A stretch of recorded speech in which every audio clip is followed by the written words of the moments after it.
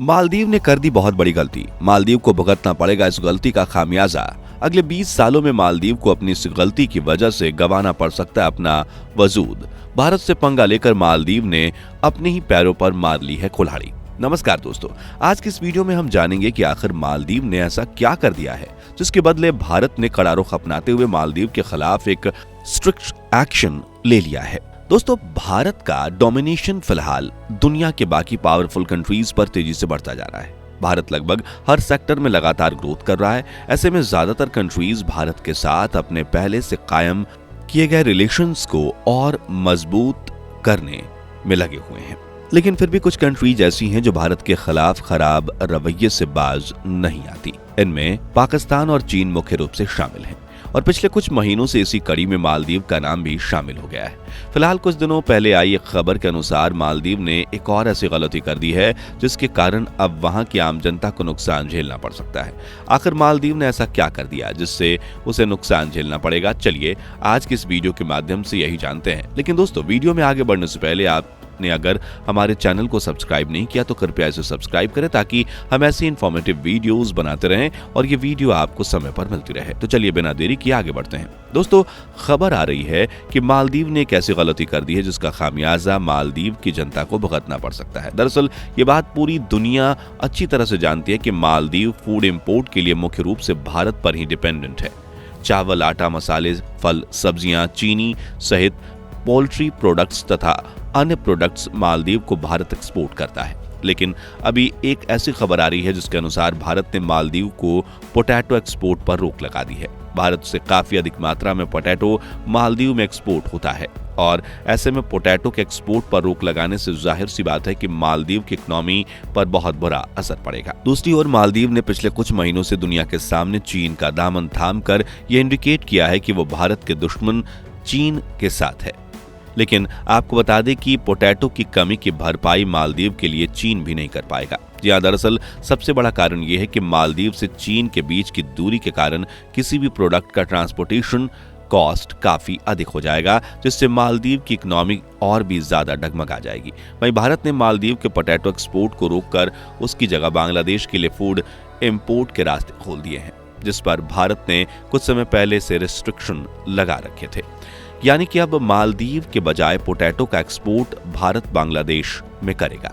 Potato के अलावा अन्य फूड प्रोडक्ट्स भी भारत बांग्लादेश को एक बड़ी मात्रा में एक्सपोर्ट करने वाला है। अब रही बात आखिर भारत ने अचानक से मालदीव के अगेंस्ट ये एक्शन कैसे ले लिया, तो मैं यहाँ आपको ये साफ बता देना चाहता हूँ कि भारत ने ये एक्शन अचानक ही नहीं लिया है। दरअसल जब से मालदीव के राष्ट्रपति मोहम्मद मोइजू चीन के राष्ट्रपति से मिलकर वापस आए हैं, तब से वो लगातार भारत के खिलाफ जहर उगलते नजर आ रहे हैं। आए दिन मोहम्मद मोइजू भारत के खिलाफ कुछ न कुछ अनाप शनाप कहते रहते हैं। ऐसा लग रहा है जैसे उनके पास कोई और काम ही नहीं है और यही वजह है कि भारत ने भी कहीं ना कहीं पूरा मन बना लिया है कि अब मालदीव का साथ छोड़ देना ही बेहतर होगा, जिसके तहत पोटैटो के एक्सपोर्ट पर रोक लगाकर भारत ने इसकी आंशिक शुरुआत कर दी है।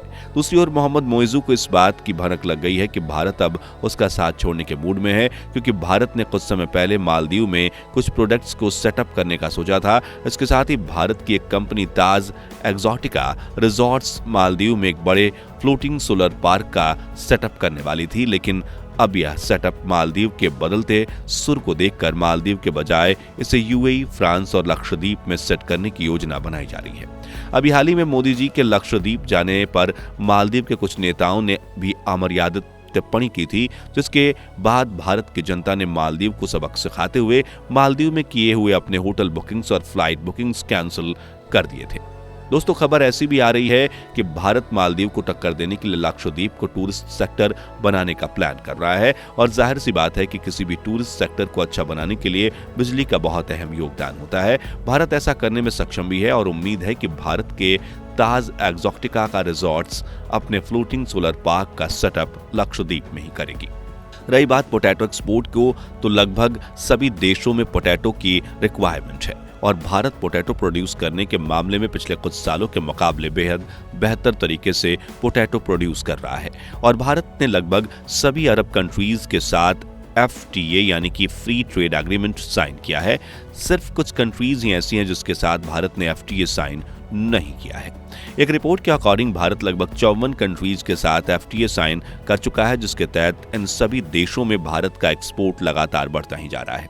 अगर भारत अपने एक्सपोर्ट का रेशियो निकाले तो इसमें भारत की तरफ से मालदीव को एक छोटा सा हिस्सा ही जा रहा था। हालांकि यह छोटा हिस्सा मालदीव के लिए बहुत अहम था। 2023 की एक ट्रेड रिपोर्ट के अकॉर्डिंग भारत ने 2021 की तुलना में अपने बायलैटरल ट्रेड में इजाफा किया है। पिछले साल भारत का एक्सपोर्ट 38.4 बिलियन के करीब पहुंचा था, जिसमें शुगर से बने प्रोडक्ट का एक्सपोर्ट ज्यादा हुआ है। भारत गन्ने का एक बड़ा उत्पादक देश है, जिसके कारण गन्ने के एक्सपोर्ट से भारत को बहुत ज्यादा प्रॉफिट होता है। भारत के द्वारा गन्ने के एक्सपोर्ट पर तकरीबन 50% एक्सपोर्ट ड्यूटी लगाई जाती है, जिससे भारत की इकोनॉमी में इस ड्यूटी कॉस्ट से बहुत बड़ा योगदान मिलता है।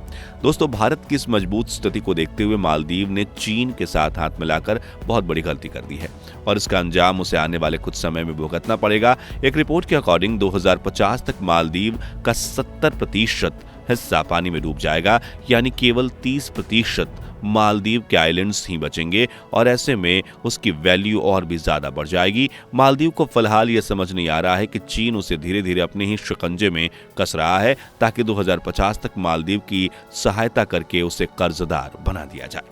दोस्तों, भारत की कंपनी ताज एक्सोटिका रिजॉर्ट्स के तहत अगर मालदीव में फ्लोटिंग पार्क का सेटअप हो जाता तो मालदीव यकीनन अपनी इकोनॉमी को बेहतर कंडीशन में ले जाता, क्योंकि फ्लोटिंग पार्क के सेटअप के लिए समुद्र के नीचे केबल बिछाई जानी थी, जिसका काम 2003 में शुरू भी हो गया था। इस केबल के इस्तेमाल से टूरिस्ट को अच्छी सुविधा देने के लिए मालदीव डीजल जनरेटर का इस्तेमाल करता, जिससे प्रोजेक्ट सेटअप होने के बाद लगभग 4,39,000 लीटर डीजल की बचत मालदीव हर साल कर पाता। इस बचत के साथ वहां एनवायरमेंट पॉल्यूशन को भी आसानी से कंट्रोल किया जा सकता था, लेकिन मालदीव के राष्ट्रपति मोहम्मद मोइजू ने खुद ही चीन और तुर्की के साथ हाथ मिलाकर इस प्रोजेक्ट को मालदीव से दूर कर दिया। सीधे तौर पर वो मालदीव का बेड़ा गर्क करने में कोई कसर नहीं छोड़ रहे। दोस्तों, कुल मिलाकर मालदीव भारत के साथ अपने रिश्ते बिगाड़कर अपने ही पैरों पर कुल्हाड़ी मार रहा है। उसे जरा भी अंदाजा नहीं है कि एक वक्त के बाद जब वो कर्ज में डूबा होगा तो चीन उसके उस कंडीशन का फायदा उठाकर बचे कुचे मालदीव पर अपना कब्जा जमा लेगा। खैर, आपको क्या लगता है? क्या मालदीव को समय रहते संभल जाना चाहिए और क्या भारत ने पोटैटो एक्सपोर्ट रोककर जो शुरुआत की है उसे भारत द्वारा जारी रखना चाहिए या फिर मालदीव के सुधरने तक इंतजार किया जाना चाहिए? अपनी राय हमें कमेंट में अवश्य बताएं। फिलहाल आज की इस वीडियो में इतना ही। मिलते हैं अगली वीडियो में नई खबर के साथ। तब तक के लिए धन्यवाद। जय हिंद, जय भारत।